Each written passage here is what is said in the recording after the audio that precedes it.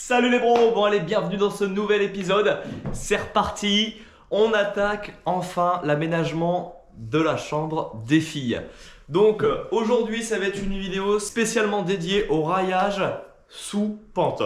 Donc je pense que beaucoup connaissent un petit peu la façon de faire traditionnelle avec une ficelle pour aligner toutes tes suspentes. On va essayer de travailler différemment. Écoute, moi j'ai pas envie d'utiliser un seul bout de ficelle. Voilà, je te le dis, j'ai pas envie de faire plein de tours, machin là. J'ai envie d'essayer de travailler une méthode moderne. Je préfère vous le dire, c'est pas une méthode que j'ai vue quelque part. Donc j'ai envie de tester une nouvelle méthode que je n'ai pas vue chez quelqu'un. Donc c'est vraiment quelque chose que j'essaye là pour le coup d'inventer. On va voir si cette méthode marche. La méthode, ça va être la méthode de railler un plafond sous pente sans ficelle. Je pense que ça va être compliqué, j'ai essayé de cogiter, ça fait 2 jours que je cogite la nuit là-dessus. Je pense avoir à trouver un petit système. Maintenant, à toi de me dire, si tu as déjà fait un plafond sous pente avec la ficelle, à toi d'essayer de voir si c'est plus rapide, moins rapide, plus précis ou moins. J'ai envie de tester ce truc-là, on va essayer, je vous promets rien. Et à la fin de cette vidéo, je vous dirai un petit secret, donc reste bien jusqu'au bout. En attendant, donc on va essayer de travailler ordonné. Moi, je vais te montrer un petit peu les points techniques à prendre en premier au tout début de la pose de ton faux plafond. Ok, tu verras, ça va être très simple. C'est ces points-là qui vont être les principaux éléments pour que tu réussisses ta pose d'un faux plafond sous pente. Donc écoute, c'est parti, on lance la vidéo, je t'explique tout.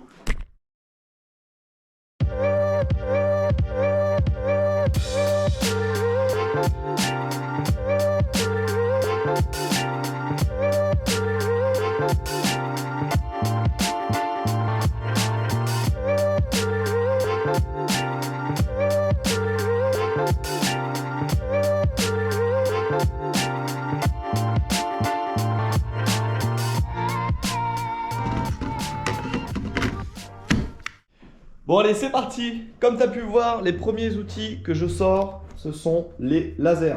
Donc là, on est sur les lasers de chez DeWalt, deux petits joujoux qui viennent d'arriver, tu as bien vu, hein, ils sont tout propres. Ils n'ont pas encore énormément servi, mais déjà, je sais que c'est une tuerie. C'est des lasers avec batterie, donc qui fonctionnent à batterie. Pourquoi je suis parti là-dessus? Parce que moi, je fonctionne, comme tu l'as vu, qu'avec des outils DeWalt. Et donc, je ne veux qu'une gamme de batteries. Là, on est sur des batteries du coup en 18 volts. Et c'est toute la gamme de batteries avec laquelle je tourne, ou alors de la 54 volts. Mais ça m'évite d'avoir plein de marques différentes et plein de batteries différentes. À l'usure, c'est mieux. Et aussi, en termes financiers, ça t'évite d'avoir multi-marques et du coup multi-prix et vice-versa. Donc, c'est des lasers qui fonctionnent avec tout type de batterie. De la 2 ampères comme là, 1,7 ampères comme ici, pardon, et de la 5 ampères là, tu vois, par exemple. Donc j'ai mis 2 batteries différentes pour te montrer que ça fonctionne bien.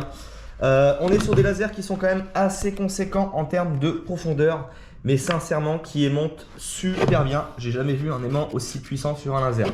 Donc on va commencer du coup par la première étape pour railler un plafond sous porte. Ça va être de trouver tes axes, tes largeurs, tes niveaux. Moi, le premier point que je vais aller chercher, c'est celui-ci.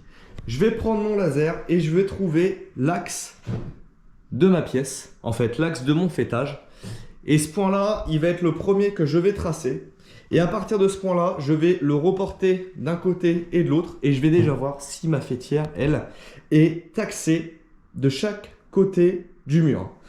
À partir de ce moment-là, je vais pouvoir tracer mes cloisons. Donc là, je vais compter l'épaisseur de mon isolant. Donc là, on va avoir 120 mm d'épaisseur d'isolant de chaque côté. Et je vais regarder si en laissant 120 plus mon placo 140 mm, je vais voir si on a la même cote de là à là. Pour tout simplement faire un plafond avec un rampant du même degré de chaque côté. Donc pour moi, les 3 premiers points à aller chercher, ça va être l'axe. Ensuite, les côtés équivalents. Ok, de là à là, et ensuite les points bas du rampant et haut des murs, ici, allez retrouver ça. Une fois que j'aurai cherché tous ces points, je vais les tracer, je vais les marquer, et ça sera mes points de référence pour la suite de mon projet. Ok? Donc j'espère que jusqu'à là, tu suis bien. Rien de très compliqué. Et comme je te l'ai déjà dit, pour moi, les lasers, c'est des outils à l'heure d'aujourd'hui indispensables. Je travaille toujours avec 2 lasers. Un qui fait 3 lignes, donc enfin 12 lignes. les équerrages comme ça et l'horizontale, et un avec 2 lignes, horizontale et verticale. Ça tu le verras au moment de faire les murs, c'est plutôt pas mal d'avoir ce type de laser en plus, enfin bref. Donc moi tu verras, moi je me sers de 2 lasers assez souvent et surtout dans la pose de plaques de plâtre sur rail. Tu comprendras pourquoi par la suite. Donc je me lance là-dessus, je repère mes points. Pour ça, je les trace là pour le coup avec un bleu, hein, tu connais, un cordex bleu, au sol parce qu'en fait le parquet est très foncé et du coup j'ai peur qu'on voit pas assez le trait de crayon. Ok, donc moi je m'occupe de ça, je les repère et on se reprend après et je t'explique la suite de mon projet.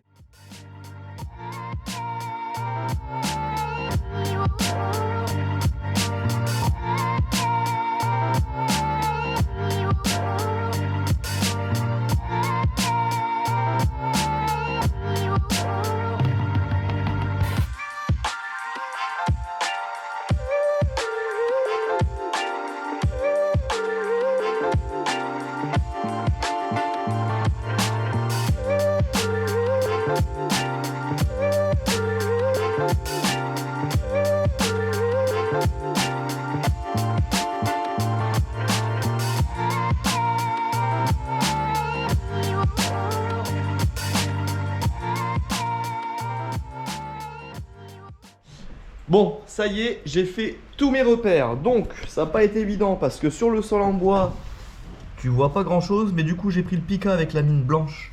Et c'est cool parce qu'on le voit bien. J'avais commencé avec le marqueur. Mais au bout d'un moment, tu sais, sur le bois, ça marque plus très bien. Donc, là, sur les murs en pierre, j'ai fait au marqueur. Donc, je t'explique comment j'ai procédé. Et j'ai fait mon axe. J'ai rajouté 14 épaisseurs dans mon isolant, un petit peu plus même. J'ai fait la même là-bas, j'ai regardé. Ma poutre est pile poil axée entre mes 2 murs. Donc ça c'est super, ça me facilite vraiment beaucoup le travail. C'est beaucoup plus simple pour moi prendre mes niveaux et avoir une pente égale de même côté. Donc maintenant que ça c'est fait, j'ai repéré le bas de ma pente. Donc ce que j'ai fait c'est que j'ai reporté mes tracés ici qui sont parallèles d'un bout à l'autre. J'ai reporté l'aplomb. Et là, ça m'a donné un point en fait là-bas que j'ai fait en premier.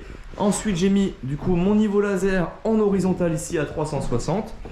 J'ai repris celui-ci pour faire la continuité de mon raillage et ça m'a donné un point. Donc tu vois, ça c'est mon point de bas de sous-pente.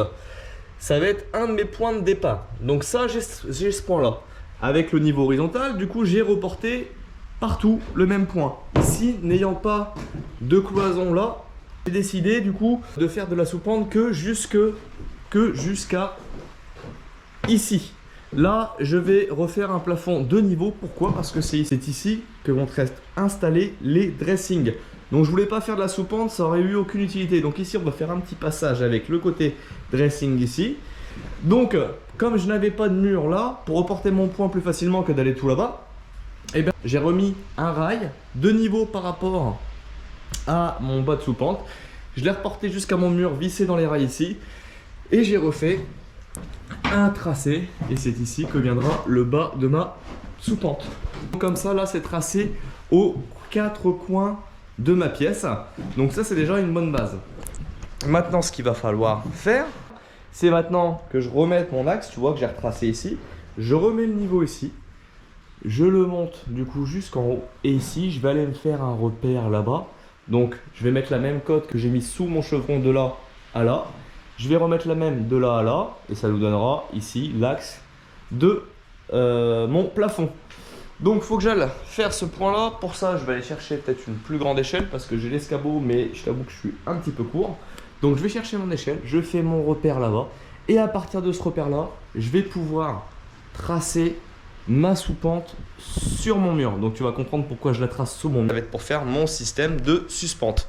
Donc je fais ça, je retrace et du coup après on arrivera à l'étape où je vais essayer de t'expliquer pour faire de la suspente sans ficelle. Bon, une grosse étape de fait.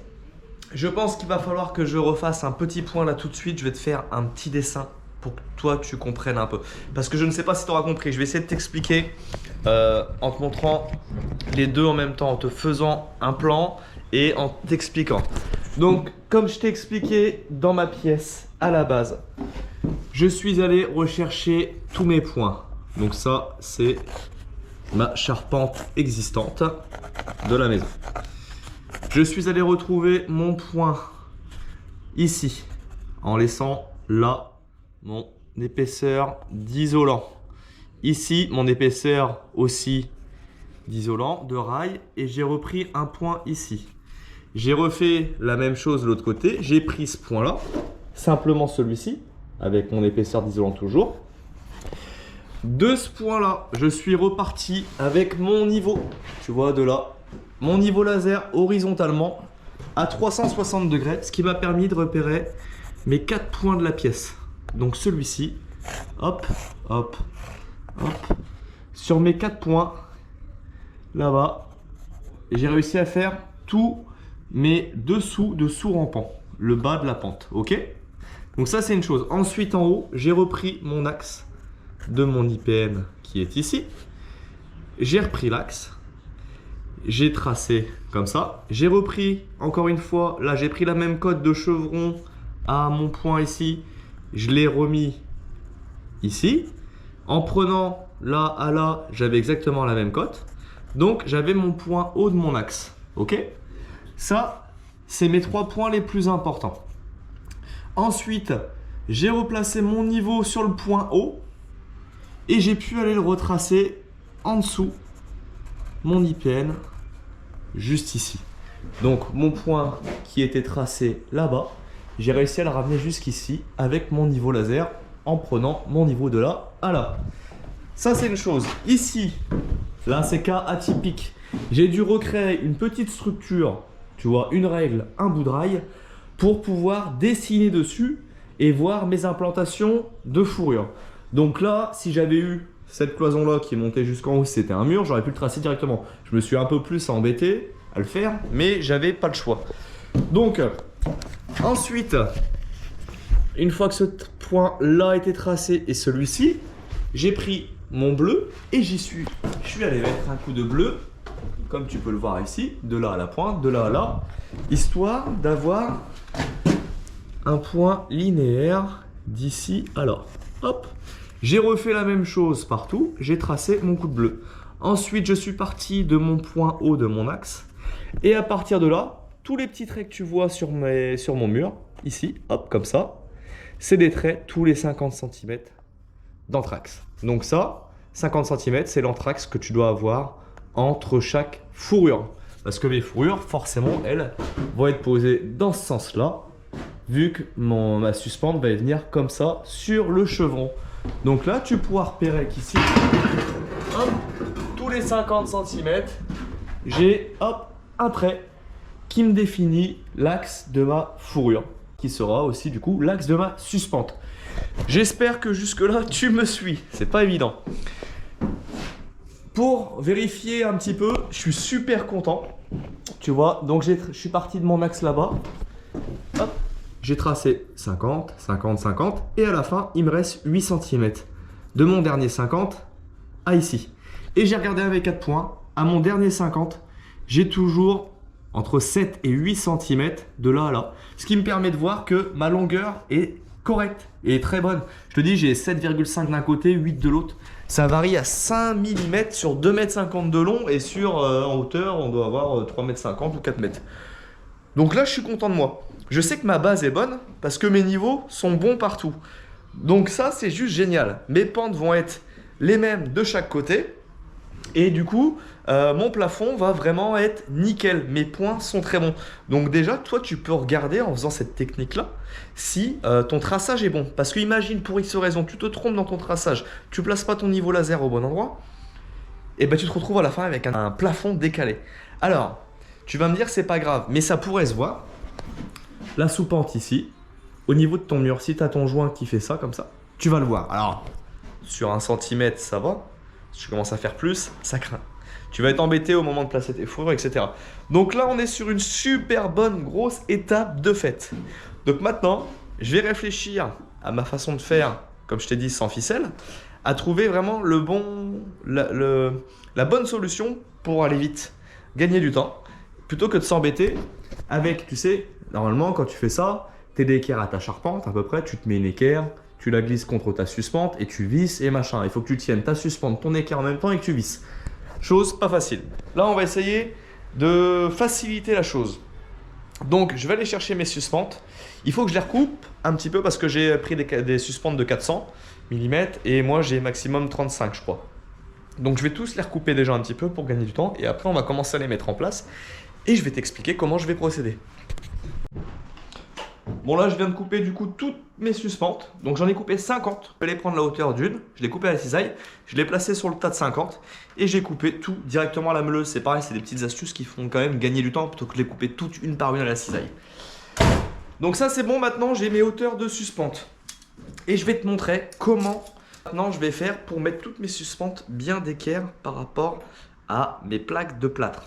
Tu vois, pour être sûr que comme j'ai ma plaque de plâtre qui va venir comme ça, que ça vienne pas comme ça, que mon rail suive et que ma plaque de plâtre ne suive pas, ça serait très problématique. Donc j'ai déjà fait ma première étape où je suis allé tracer, tu vois, un trait d'équerre. Hop. Juste ici. Donc j'ai pris mon équerre et je me suis référé à ce trait-là. Et là, je suis l'équerre par rapport à mon plafond. Ça, c'était la première chose à faire. Maintenant, la deuxième chose, c'est là que tout va rentrer en scène avec mes niveaux laser et mes repères. Donc, je vais me mettre ici ma troisième main qui doit être à la bonne hauteur déjà. Sur la troisième main, je vais aller mettre mon niveau laser. Donc, on va utiliser le niveau laser en 360 et on va aller allumer, hop, la partie horizontale. Donc, je vais me prendre en repère le point qui est là-bas. Et normalement, si tu as bien fait ton job, eh ben, en me référant avec mon laser sur ce point-là, il devrait normalement se répéter, tu vois, sur tous les points. Donc là, on sait déjà qu'on a un traçage qui est nickel. Et ça, je peux te dire une chose, c'est plutôt cool. Donc maintenant que ça c'est fait, je vais mettre en place mon deuxième laser. Tu vas voir, c'est là que c'est important que tout soit nickel. Parce que si tu veux, j'ai ce point-là, il est bien. Mais ce point-là ne va pas m'aider à moi à me référer à mes 50 cm d'anthrax entre chaque fourrure et à me mettre ma fourrure d'équerre par rapport à mon plafond. Tu vas voir, tout va rentrer en ordre. Donc là, je me sers du coup de mon deuxième laser et je vais venir aligner le point de la croix là avec le point de la croix ici en fait. Donc je le mets en place, mon niveau il tombe bien sur la croix là-bas et il tombe bien sur mon trait là-bas aussi. Donc ici je vais avoir l'endroit pile poil où je vais mettre mes suspentes. Donc ce qu'il faut, c'est que sur ta suspente tu te fasses un repère lequel tu vas toujours suivre. Ma suspente va venir se fixer là. Donc là, j'ai pris mon trait d'équerre. Donc là, si tu veux, j'ai déjà un premier repère. Et là, ce qu'il va y avoir à faire, simplement, c'est aligner ma croix. Donc mon repère avec ma croix, ça va être ici. Je veux que ma croix tombe pile poil là. Donc tu vois, très simple. J'aurais plus qu'à faire ça et aligner ma croix pile poil sur ma pointe. Ça va être la partie, on va dire, allez, assez simple. Mais pour être sûr que je sois nickel d'équerre maintenant avec mon plafond, ça fait beaucoup de choses à te dire, hein. Il va falloir que je me fasse un repère. Donc le repère que je vais me faire, il va être très simple. Mon équerrage, ça va être ça. Donc si tu veux, quand je vais mettre ma suspente en place, il faut que ma ligne de laser, elle suive ça et qu'elle vienne bien droit, tu vois, par rapport à ça. Et en faisant ça, comme ça c'est mon niveau qui vient croiser comme ça, je sais que je serai pile poil d'équerre par rapport à mon plafond. Donc je vais me faire un tracé sur chaque suspente et je vais les régler par rapport à ce tracé. Bon, écoute, là où j'ai un gros coup de chance, c'est que mon repère, j'ai pas besoin de le tracer parce que il tombe pile poil, je sais pas si tu vas voir, dans la petite gorge qu'il y a ici, tu vois, là où il y a le trait noir qui passe. T'as une petite gorge, et ben mon laser, il doit suivre l'angle ici et remonter là. Donc maintenant que ça c'est fait, donc cette préparation là m'a pris à peu près 1 heure, allez, entre 1 heure et 1 heure et demie. 1 heure et 1 heure et demie à tracer donc tous mes niveaux dès le début, mes pentes, plus mes entraxes de 50. Ça, c'est à peu près le temps que ça m'a pris. Donc maintenant que ça c'est fait, et ben du coup, j'ai plus qu'à installer toutes mes suspentes. On va voir si j'ai le temps ce soir parce qu'il est déjà 18h30. Donc va falloir que je m'active pour pas manger trop tard ce soir.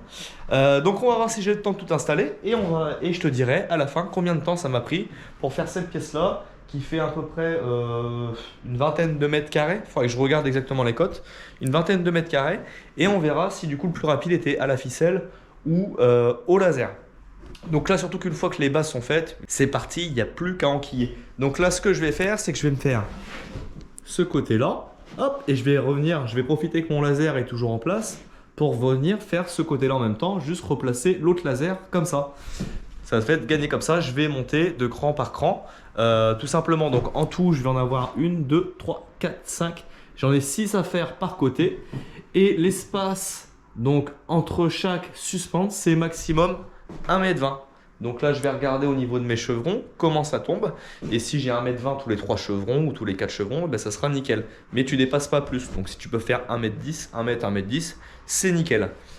Ensuite, ce qui peut être bien, c'est de croiser tes suspentes. Mais ça, je t'expliquerai après en avoir posé déjà quelques-unes. Donc écoute, je me mets là-dessus. Surtout, vis à bois. On évite les vis à placo, c'est pas forcément fait pour. Ça peut tenir, il n'y a pas trop de soucis. Mais si tu as de la vis à bois, fais-le à la vis à bois. Donc je me lance là-dessus, j'installe mes suspentes.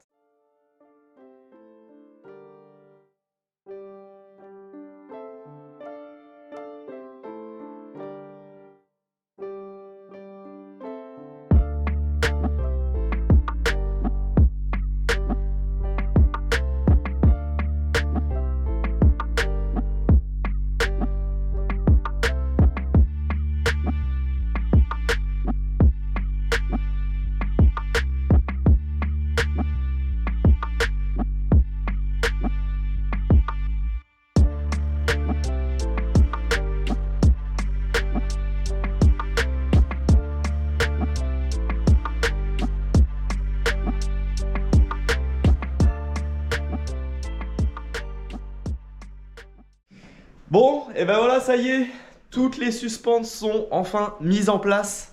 Donc je suis content, la technique du laser a bien marché. Maintenant, on va vérifier à 100% que ça soit droit au moment où je vais mettre les fourrures.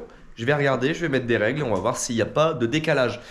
Mais la technique a plutôt bien marché. Donc j'ai fait hier soir, ce matin il me restait plus qu'à mettre la dernière rangée du bas. J'avais pas envie, j'ai arrêté à quelle heure? À 21 h hier. Donc en gros j'ai passé 3 heures. Allez, ouais, j'ai passé 3 heures à mettre 80 suspentes. Donc est-ce que c'est long ou pas? Eh ben écoute, ça sera à toi de le déterminer si tu as déjà posé la ficelle et tu pourras te dire si ça va plus vite, si c'est plus précis ou non. La précision, eh ben écoute, on va la voir après en mettant les fourrures. Donc maintenant que ça c'est fait, je vais pouvoir retirer du coup, hop, mes deux guides que je m'étais fait là et celui-ci aussi. Et je vais pouvoir commencer à mettre mes F300. J'ai pas de F500, donc les F300 c'est des fourrures en 3 mètres, les F500 c'est des fourrures en 5 mètres. Je n'ai pas de 5 mètres, donc j'ai que du 3 mètres, donc il y aura des raccords à faire, mais je vais t'expliquer tout en détail. Évidemment, il va y avoir l'isolant à mettre aussi, je vais t'expliquer en allant. Donc voilà, et ben écoute, là c'est parti, je retire tout ça, je monte des fourrures et on se reprend juste après. Bon, ça y est, tout est retiré, un petit coup de balai tout partout, ça fait pas de mal, chantier propre, c'est très important ça. J'ai monté quelques fourrures, donc un paquet de 10, et maintenant ce que je vais faire c'est que je vais les mettre en place. Alors, avant de partir sur la fourrure, tu vois, pour t'expliquer la quinconce, ne mets pas toutes tes suspentes sur les mêmes chevrons. Tu vois, un rang sur deux, tu pars là, ici, ici, ensuite tu viens, au lieu de repartir sur celui-là, tu te décales d'un, et tous les rangs sur deux, un rang sur deux, paf, tu rechanges. Ça t'évite d'avoir vraiment tout le poids du placo et tout le travail sur le même chevron à chaque fois. Au moins là, tu vas avoir quelque chose de plus équilibré. Parce que si tu as une paire de chevrons, ta toiture travail, ça va avoir plus de facilité à venir fissurer ou autre que si tu te reprends tout sur le même chevron. Donc j'ai fait pareil du coup des deux côtés, hein, on a gardé vraiment la même optique. Et on va faire pareil pour les rails. Donc vu que les fourrures, elles, ne font pas la taille total jusque là, on doit avoir 3,80 m, on doit avoir 4 mètres et quelques. Et ben je vais faire exactement la même chose avec les fourrures. C'est-à-dire que je vais partir départ 3 mètres du mur, hop. Ensuite, la deuxième, je repartirai départ de ce côté-là. Et ainsi de suite. Toujours pareil, les raccords, les mets pas au même endroit parce que tu vas avoir ton point de faiblesse sur toute la hauteur. Alors que si tu vas un coup à droite, un coup à gauche, eh ben, tu n'auras pas ce point de faiblesse qui va se répéter exactement sur la même ligne. Donc ça c'est pareil, c'est des petites astuces, mais c'est important de le faire. Là, ici, mes fourrures, je vais les faire aller un peu plus loin volontairement vers là-bas, par le dessus, parce qu'après par la suite, je vais remonter une cloison ici contre celle-ci, mais je t'expliquerai au moment venu. Donc là, ce que je vais faire, c'est que je vais pas mettre tous mes rails, je vais aussi mettre du coup toutes mes fourrures, je vais mettre une fourrure sur deux. Pourquoi? Parce que pour isoler, si je mettais tous mes rails, ça serait plus compliqué. Donc, je vais faire d'un côté là, je vais mettre celle du bas, celle du haut. Comme ça, je vais pouvoir venir percer ma laine de verre à travers la suspente.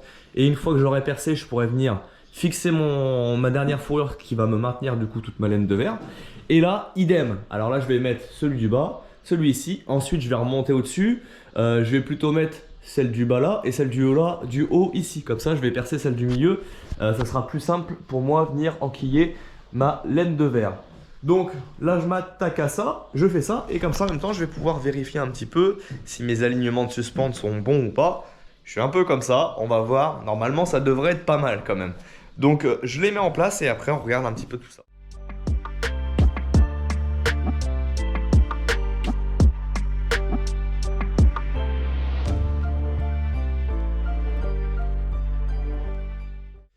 Donc là, j'ai mis mes premières fourrures en place entières. Maintenant, je vais passer, du coup, il me manque un bout. Il me manque en gros 150.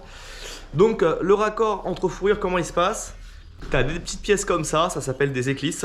Et en fait, ça, tout simplement, tu viens les mettre dans ta partie de ta fourrure. Ta fourrure, elle est en femelle. Ça, c'est une partie mâle. Donc, la partie mâle, elle rentre dans la partie femelle de la fourrure. Tu as des petits arrêts pour pas les emmener trop loin. Et ensuite, ça, tu viens, tu les reglisses dans ta fourrure en haut. Donc, tu fais l'inverse, hein, soit celle-ci, tu la mets dans l'autre ou peu importe, on s'en fiche. Et après, tu viens la glisser dedans et du coup, ça te crée un renfort et un maintien entre les deux plaques. Donc, on est sur quelque chose quand même d'assez costaud, hein, tu vois. Mais on évite de les aligner tous au même endroit, c'est quand même plus sécurisant. Donc maintenant, grâce à ces pièces-là, je vais aller faire finir du coup mes rangées une sur deux comme je t'ai montré. J'ai mis un petit coup de règle, on est nickel, donc ça fait plaisir. Je te montrerai tout à l'heure. En attendant, je finis cette partie-là, je m'attaque à l'autre. Et après, on va attaquer la partie laine de verre.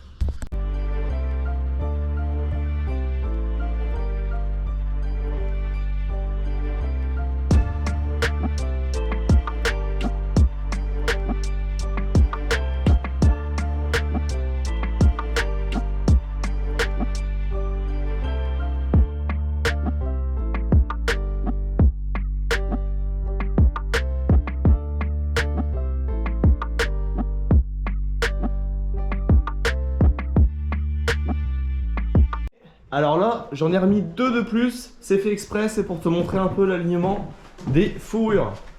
Donc simplement pour revenir et te montrer que la technique que j'utilise pour le laser est pas mal et qu'on a plutôt un bon résultat.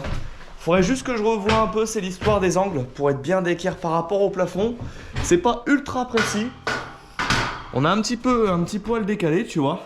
Bon, c'est tout, ça va se remettre hein, en se vissant, mais qu'on est nickel, tu vois. Là, on est bien. Alors, c'est difficile de faire les deux en même temps. Mais tu vois, là, on est bien. Donc, on est sur un bon positionnement, un bon calpinage. Donc, ça, c'est cool. Tu vois. Hop, là, je l'ai mis en travers. Et on est vraiment pas mal. Donc, ça, c'est cool. Je suis beaucoup même. Je suis très rassuré, donc ça c'est top. On va avoir un beau plafond. Les filles, elles vont avoir un bon plafond avec un bel angle égal de chaque côté. Donc ça c'est top. Et là, pour le coup, ce qui est bien, c'est que ça va vraiment, contrairement à avant où les plafonds étaient à 2,30 m, je crois, il me semble, de haut. Là, on va avoir un plafond où ça va ramener du volume à cette chambre. Donc ça va être pas mal parce qu'en fait, tu veux, on a deux fenêtres. Elles sont pas forcément super bien situées par rapport à l'exposition du soleil et puis elles sont assez basses. Ça ramène pas énormément de lumière dans la chambre. On aurait pu faire des fenêtres de toit, mais pour moi le souci avec les fenêtres de toit, c'est qu'en été ça ramène énormément de chaleur. Mis à part les fermer et se mettre dans le noir, rien d'autre. Donc on n'en a pas fait, et puis il faut faire une demande parce qu'on a l'église qui est juste à côté, enfin tu vois, un peu compliqué. Donc voilà, le volume va ramener de l'espace. On va mettre du coup des spots pour l'éclairage. Et puis ça va ramener de la luminosité à cette pièce et surtout un volume. Et je pense que ça devrait être vraiment très très joli. J'ai monté quelques rouleaux de laine de verre histoire de commencer. Ça prend au cœur. Faut que je les monte là, donc ils sont en bas, j'ai encore un sous-sol, je les remonte, ensuite je les remonte ici et je les monte là. Donc là j'ai ramené 5 rouleaux histoire de commencer à faire un petit peu quand même. Donc là on est sur de la laine de verre spéciale pour les combles, donc c'est de la GR35, c'est de la 120. Donc pour moi 120 c'est pas suffisant là pour les combles, donc ce que je vais faire tout simplement je vais la doubler. Je t'avais déjà expliqué que j'avais beaucoup de stock de celle-ci, mon fournisseur faisait une très grosse promo, donc j'en avais pris 300 mètres carrés, donc tu vois j'en avais encore pas mal en stock. Donc plutôt que de racheter de la 240, eh ben, je vais tout simplement la doubler. Ça sera peut-être même plus simple pour la poser plutôt que de poser directement les grosses épaisseurs. Ici je vais voir comment je pars, si je pars en mettant un rouleau comme ça d'un coup ou bien si je pars en y mettant plusieurs bouts. Je vais essayer déjà comme ça, on va voir si c'est suffisant parce que j'ai 120 mais là ça se ragrandit un peu. Alors mes rails sont bien droits hein, d'équerre, hein, c'est vraiment cette poutre là qui est plus basse ici que là-bas, ce qui donne cet effet d'optique où on dirait que c'est le plafond qui descend. Mais ne t'inquiète pas, le plafond lui est nickel de niveau. Donc eh ben, je me lance là-dessus. On va s'équiper, donc peut-être mettre le masque respiratoire s'il est ici. Le masque est là, je pense que je vais le mettre. Et puis le couteau, hop, tu vois qu'il traîne ici. Le couteau à laine de verre pour pouvoir faire mes coupes. C'est un peu plus simple qu'au cutter et puis c'est des couteaux qui vont très bien. Donc ben, je me lance là-dessus. J'isole, donc tu vois le principe d'avoir mis un rail sur deux. Hop, c'est de pouvoir percer cette partie-là juste au milieu, ça sera quand même beaucoup plus simple que d'avoir mes 3 rails pour isoler, ça aurait été un peu plus compliqué et on n'aurait peut-être pas été bien étanche au niveau des rails. Donc écoute, ben, je me lance là-dessus, c'est parti, laine de verre, ça va gratter.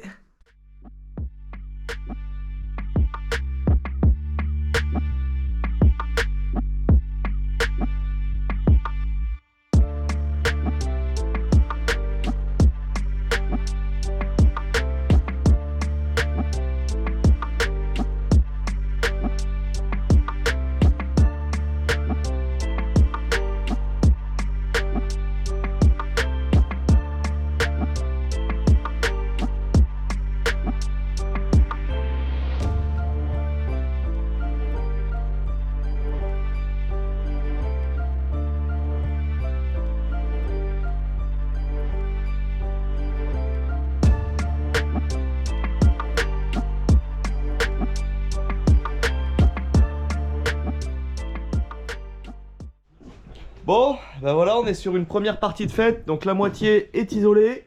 Donc comme je t'ai dit, 2 couches en 120 mm d'épaisseur. Tu remarqueras qu'il y a une petite feutrine ici. Donc sur la première couche que je mets, en fait, je sais pas si c'est un pare-vapeur, je suis pas certain.